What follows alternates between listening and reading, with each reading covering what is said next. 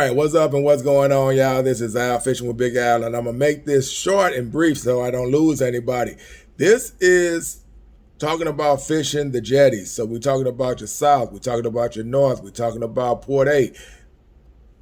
All of them have the same concept. They all have a lot of rocks. So somebody asked me about my rig setup, and the one that I trust is the Carolina rig, and also I will use the knocker rig. The Carolina rig I'm using right now because I'm chasing mangrove snapper and I'm chasing trout. My length that I'm using for my leader, I make them myself. It's just simple. It's just a slip egg weight anywhere from 1/4 to 1 ounce, right? I don't try to go above 1 ounce, depending on what the water conditions are like. And I take that slip weight, put my line through it.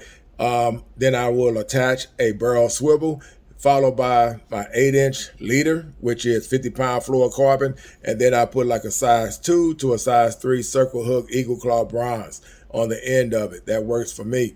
Now, when I'm casting, I will cast out 25 to 30 yards in front of me, right? 25 to 30 yards in front of me.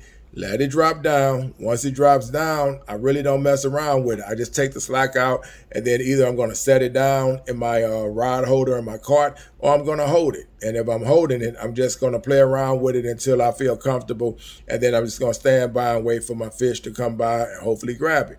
But that rig setup works for me with that leader being the length of 8-inch. The reason why I make it 8-inch because I told you I like using the knocker rig. But when I'm using the knocker rig, I do not get a lot of hits from the mangrove snapper or the trout when I'm using that. So I will make a little longer tail on the end of it to give that movement to that fish and make it look like he's just moving around, right?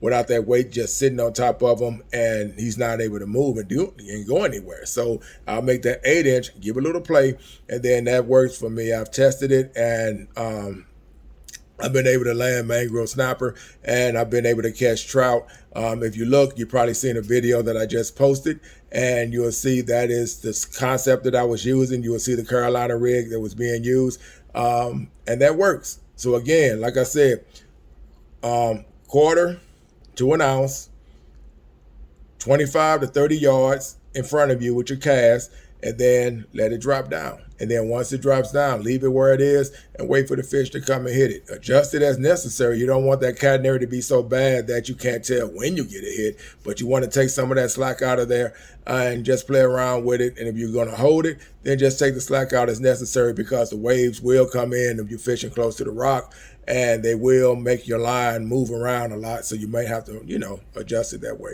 But that is what I like to use, Carolina rig. And that works for me. So with that said, when y'all out there fishing, enjoy, be safe, and try to get along with one another. That's all I can say, because I love fishing out there. So I meet a lot of people, and to me, it's always like a family affair once we all get out there, man. We just enjoying it. So with that said, I'm out. God bless. Y'all be safe out there. Peace.